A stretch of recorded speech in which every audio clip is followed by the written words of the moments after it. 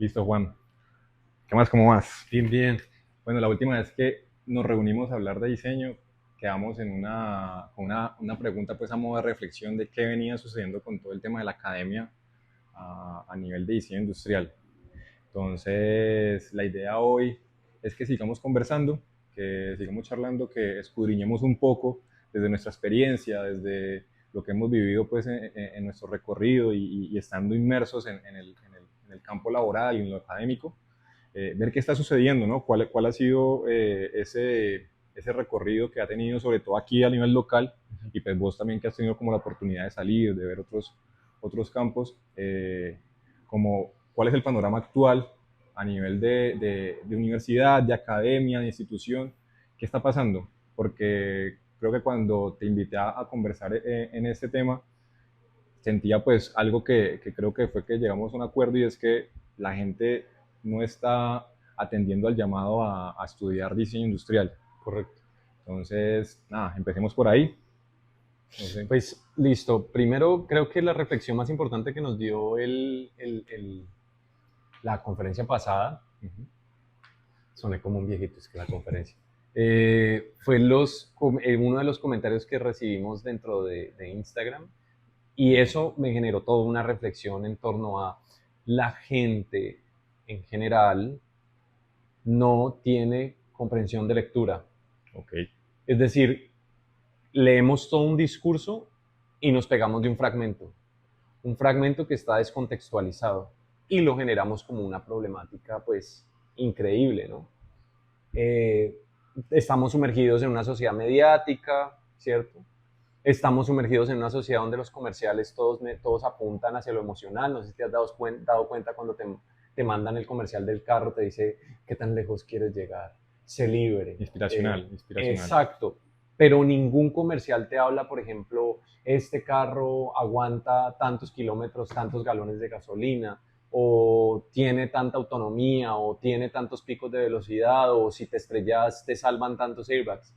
¿Cuál es el problema de esto? O sea, que no estamos creando un pensamiento crítico.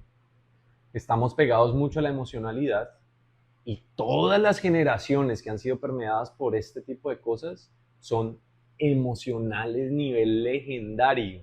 Entonces se dejan llevar y traumar por los mismos medios de comunicación y responden y reaccionan desde la emocionalidad, más no desde el argumento crítico. Entonces, lo mismo sucede a la hora de adquirir conocimiento o de entrar a lugares para certificarte, porque a la larga, si te das cuenta, las universidades, las academias, las escuelas, los colegios, lo único que hacen es como, sí, sabes, ¿sí? Como que certifico que tal cosa, Ajá. ¿cierto? Sin embargo, como esto es sistémico, hay una sociedad que te está diciendo, pongo el ejemplo de Mark Zuckerberg, y dice, no, yo no estudié y ahorita soy multimillonario. Entonces en el aula de clase yo tengo confrontamientos con ese argumento porque es, ¿a qué le dijo no Mark Zuckerberg? Le dijo no a Harvard. Claro. Para entrar a Harvard, pues necesitas un cerebro ni el hijo de puta, güey. Y que vos le digas no, no sé, a una universidad en Colombia, pues no te hace igual en términos críticos Claro. con relación a una universidad pues como Harvard. Sumado pues a una cantidad de vainas. Por ejemplo, no sé si sabían, nosotros en Colombia necesitamos 11 generaciones para ser ricos. Es decir, 11 familias. Es más fácil que un multimillonario se vuelva millonario a que un pobre salga de la pobreza. Correcto. Entonces, mira el discurso en el que estamos metidos, sumado a eso, creo que la vez pasada también di ese dato y fue que se hizo una encuesta a nivel mundial sobre cuál es la aspiración de los estudiantes a nivel profesional y en Colombia todos quieren ser influencers. Pero si te pones a ver, ser influencer no está mal. Lo que está Ujú. mal es cuáles son los temas de los que habla un influencer. Claro. Y hemos llegado a tal punto de que los influencers que tenemos ya no copian de lo natural, sino que arman todo un set para poder armar esa broma o esa locura o esa estupidez y hacerlo pasar como una verdad. O sea, hemos llegado a esa decadencia, yo le llamo como la etapa de padres e hijos, ¿no? En donde veía uno la cocina de la casa de padres e hijos impecable, Impecable, madre. veías la sala ordenada, pero más a profundidad la realidad difiere muchísimo Claro. de lo que nos presentan. Entonces creo que uno de los problemas que tienen los estudiantes a la hora de escoger estudiar es ese componente crítico y se dejan llevar por el componente aspiracional, bombardeados de una cantidad de cosas como ser rico antes de los 20, antes de los 30 debes estar jubilado, tienes que estar siempre feliz, y una suerte pues de neoliberalismo y capitalismo caníbal afectando la vuelta, porque ya no hablamos de sindicatos echándole la culpa al jefe, sino de que vos te echas la culpa a vos mismo por ser tu propio jefe, o sea, el Claro. sistema perfecto. Entonces, creo que esa es una de las problemáticas, ¿sí? Y creo que generar objetos, generar discursos a través del diseño, sean gráficos, objetuales, no sé, habitacionales, necesitan una carga crítica enorme. Y vamos en decadencia, o sea, si no se vuelca, pues, hablando desde el estudiante, ¿no? Claro. Digamos que ahí haces, y creo que acertamos los dos, o sea, hay una conjunción entre los dos de que haciendo ese diagnóstico a nivel de sociedad, pues está sucediendo ese tipo de cosas. Lo emocional me parece que es un punto acertado porque, es más, yo lo estoy viviendo en este momento como, ¿cómo hago yo para atraer a estudiantes al programa que estoy dirigiendo en este momento? Y creo que fue lo primero que pensé en ese momento, como que, bueno, entonces tengo que hablarles como le hablan los influenciadores, Claro, a los cuales ellos están tomando como referente. Entonces ven a estos tipos con los supercomputadores, hablando, streamando todo el día, generando tokens, sí. monetizando pues todo su contenido. Miremos qué pasa por ahí. Pero también creo que hay un problema y es que ya dejando al lado un poco el usuario, por decirlo de alguna forma, el usuario, que es como nuestros términos, Sí, la institución, muy bien, la academia muy bien. también está rezagada, se quedó estancada en unos discursos pues de hace muchísimos años y no entendieron las dinámicas que está viviendo esta sociedad joven en este momento. Correcto. Y entonces creo que pues tras de que estos pelados están esperando un mensaje totalmente diferente, ellos están mandando mensajes Correcto. que no Tampoco van. apuntan, que no atrapan en ese sentido. Sí, o sea, ese punto es vital y es que, pero eso sucede mucho en los países LATAM más que todo, y es que Sí, sí, entendemos la virtualidad como lo mismo que sucede en el aula, pero lo único que cambiamos es el formato. Entonces, en el aula está el profesor enfrente, los estudiantes al frente del profe, tengo un tablero, hablo, doy el discurso, entendieron, preguntas, hago el ejercicio y me quedo callado toda la clase o empiezo a hablar de qué es lo que les gusta comer, etc. Cuando vas a la virtualidad, parece como si hubieran mutado. Entonces, ponen un tablero, está el profesor hablando solo, como si estuviera hablando con la tabla Ouija, porque todo el tiempo están preguntando, ¿me oyen? sí ¿Sí o qué? están ahí. Están ahí y a la larga no hay un estudio sobre cómo funcionan las dinámicas virtuales. Claro. Si yo estudio las dinámicas virtuales, te lo aseguro que ya no hablamos de hora cátedra 45 minutos. Te lo aseguro que los módulos no van a durar 3 horas. No existe ser humano. De hecho, hubo un experimento con una enfermedad que yo tuve que se llama déficit de atención por hiperactividad. Y es cuando el niño se lo pone frente a un video de un profesor dando clases de matemáticas, lo aceleran, el peladito se mueve para todos lados porque no puede quedar en paz. Pero le pones Star Wars y el man se queda quieto. Ahí. ¿Sí?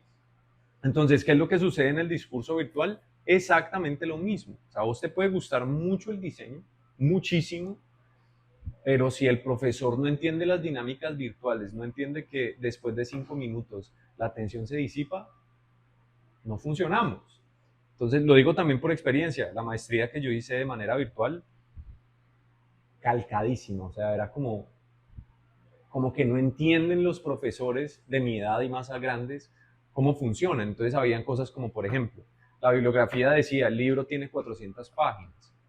Te montaban el libro para que lo descargaras, pero el profe muy habilidoso te sacaba solamente las 10 páginas que tenías que leer.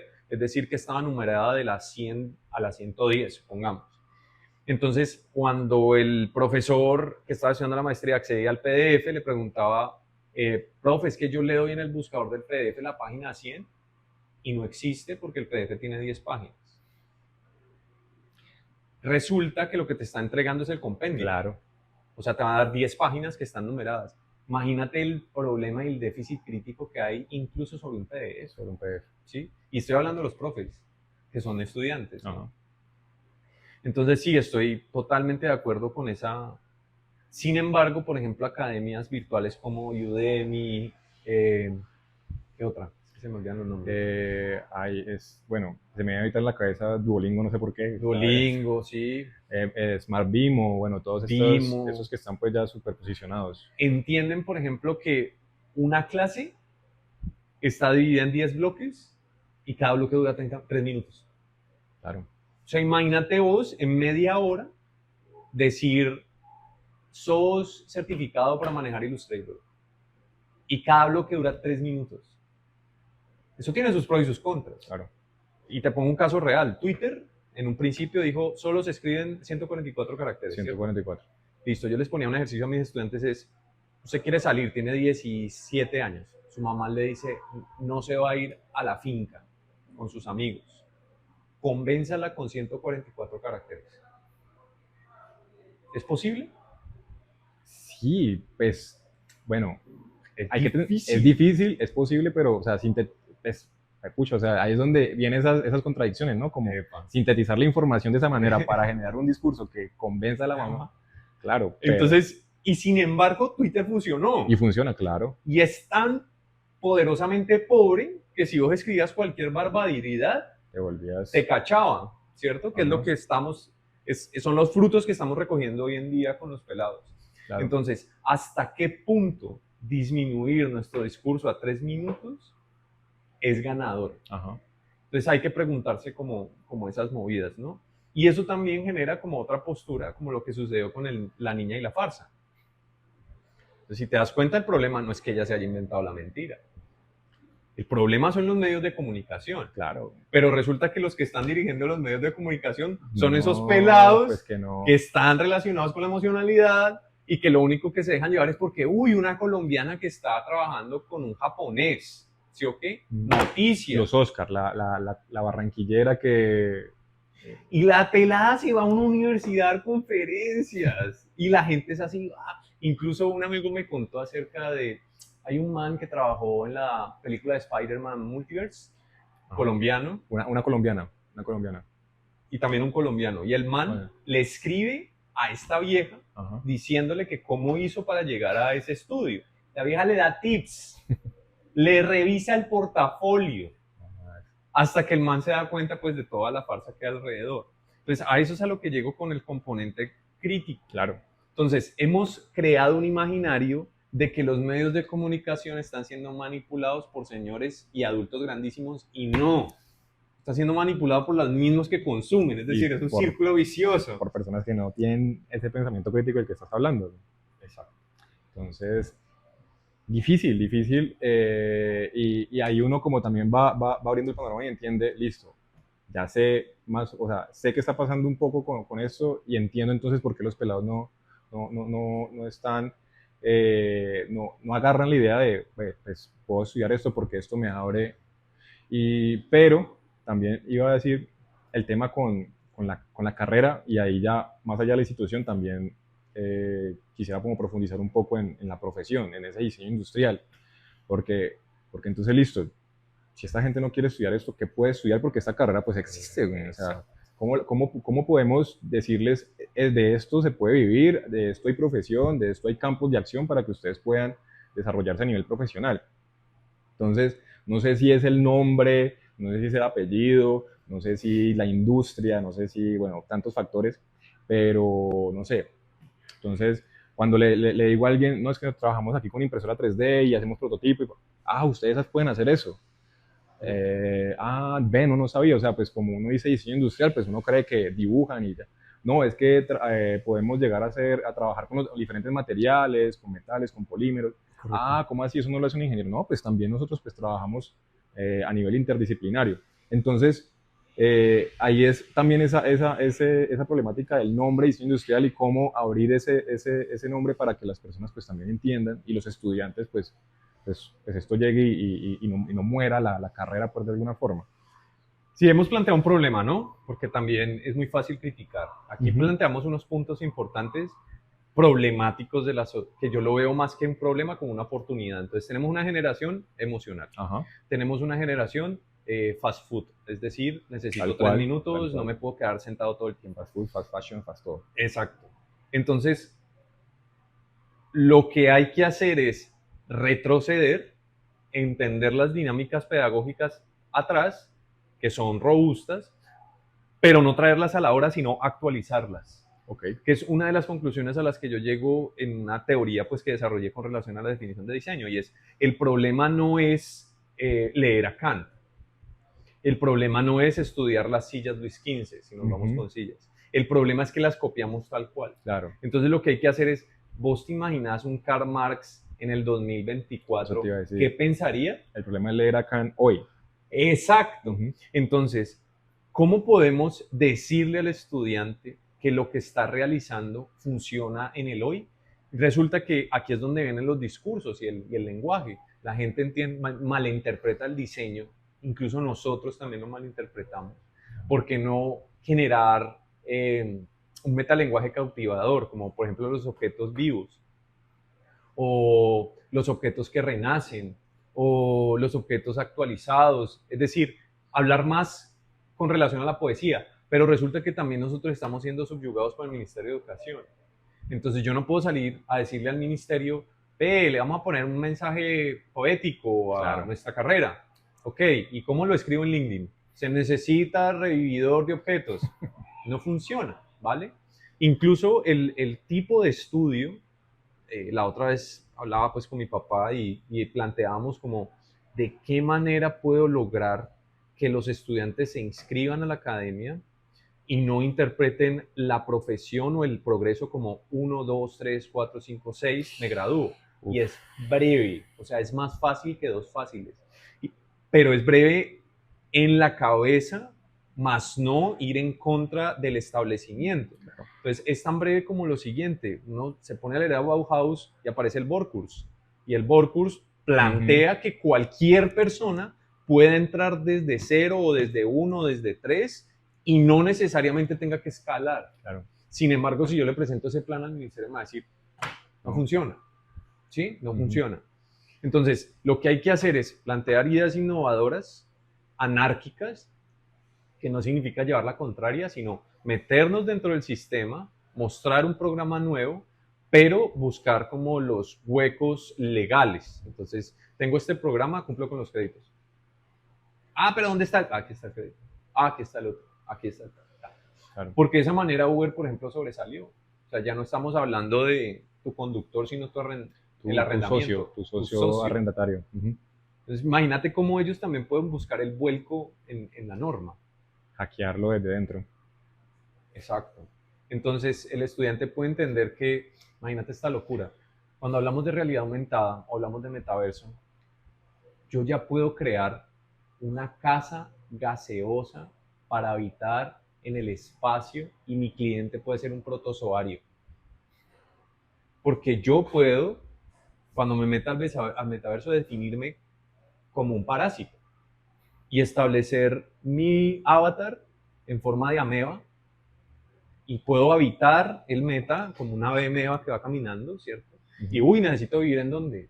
No, quiero vivir en la nube. Imagínate un diseñador industrial o un arquitecto o un gráfico proponiendo elementos gráficos para una ameba que está sentado en su casa. O sea, suena loco, pero es que hacia allá es donde vamos. Estamos yéndose allá, claro. Entonces, ¿cómo estamos actualizándonos para llegar allá? Esa es como la pregunta del millón. Pucha, y ahí, o sea, cuando haces la pregunta, pues veo el presente y estamos muy lejos todavía. Correcto. Estamos muy lejos y no estamos tomando acciones para... Es más, las acciones que están tomando van más alineadas a que esto termine y venga alguien más y lo haga y cerremos esta vaina ya de una vez. No, y es que también hay cosas con el sistema económico, o sea, Claro, necesitamos personas que hagan, ejecuten. es complejo. Yo creo que eso necesita como una alineación o que exista uno en términos de vanguardia anárquicos y rompa pues con esa esfera, manteniendo la diplomacia, ¿no? Porque también creo que eso es importantísimo. Ahora, ¿qué podemos hacer desde estos espacios? Es como un llamado y que sucedan ese tipo de situaciones como la vez pasada, y es que pues que hagan una crítica, que comenten, que escriban y que uno también lo haga, ¿sí me entiendes? Claro. Porque creo que ahí también se produce conocimiento. Exacto. Pues es la idea al final de todo esto, como pues no quedarse quieto, hablar. Es más, cuando hicimos el primer podcast surgieron esas discusiones. Hay obviamente unas más interesantes que otras, pero pues es la idea, porque algo así fue la idea inicial de todo esto, de crear un espacio para poder hablar de diseño, qué está pasando, Sí. cómo nos estamos viendo, cómo nos están viendo también por fuera, qué está pasando con las empresas, qué está pasando con la academia. Y uno cree que pasa algo, pero cuando sale uno con el contenido, se da cuenta que es un terreno totalmente por explorar. Sí, lo que te dije ese día, por ejemplo, que llegamos y no, solo hay 10 personas. Y vos, no importa que hayan 10 personas, esto es digital. Y yo me quedé como, y efectivamente, o sea, alcanzamos cuántas, 53.000 personas. 53.000 personas creo que es el último, Entonces es como, ok, y el alcance se da a ese nivel de reacción. tal cual. Entonces vuelvo otra vez al ejercicio del ejemplo de la niña y la farsa, y es, me pillan y lo primero que hace la vieja es bloquear sus redes. Yo no lo hago, que me escriban, Estábamos hablando esa vez de eso, que me digan lo que quieran. de que el problema de ella no fue haber dicho eso, sino haber cogido la situación de otra forma y decir, es que yo lo dije, pero los medios vinieron y nunca me preguntaron, nunca investigaron y fueron soltando noticias. O hubiera dicho, ay, existe una cosa que se llama falso documental y yo lo que quería era poner a prueba la veracidad de los medios. Pana, cae parada así, Claro, impecable. claro. Entonces es como también trabajo el discurso desde otro lado. Tuve una compañera en la universidad que se graduó con un falso documental. Nos tenía todos tramados de que ella iba por allá al Pacífico y tenía compañeros con los que traía fotos y toda la cosa, y al final era puro fotomontaje. Y la vieja lo que hacía era decirle a mamá, me voy para el Pacífico 15 días, y se iba donde una amiga que vivía a la esquina y no salía de la casa durante 15 días. Al final, cuando ya se gradúa, termina desmintiendo todo, Claro. y se vuelve mucho más poderosa la obra. Entonces, creo que como a modo de conclusiones y consejos, ¿cierto? Es nosotros entrar en una tarea de actualizar unos discursos internos. Uh-huh. Creo que se está logrando, se están haciendo unos cambios. Apuntarle también a generaciones jóvenes a que asuman cargos de coordinación, como es tu caso, por ejemplo, que es muy distinto a estos tachuelas y a estas personas que se quedan eternamente, a menos que haya una disposición por el cambio. Claro. Es lo que opino, pues.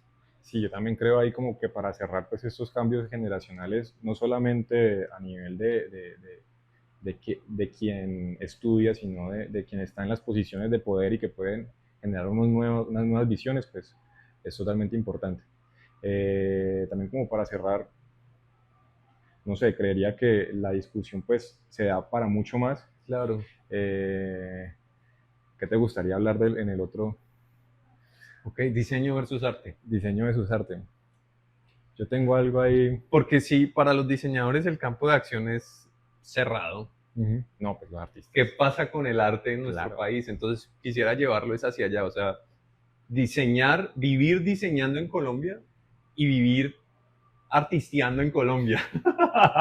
Meternos como por esas zonas. No, y pues que el arte es como también tiene una incidencia muy grande en nuestra carrera y pues y siempre como que decimos, no, es que yo no hago arte porque soy diseñador industrial y lo mío es... Ajá. O ese Claro, tabú güey. que tenemos con decir, es que estas gafas son bonitas. Ajá, ¿Por qué no puedo decir que mi diseño es bonito? claro. Y se ofenden en el mundo del diseño, como así que bonito, que subjetivo, meternos como en esa zona. Listo. Juan, bueno, cerramos así por hoy.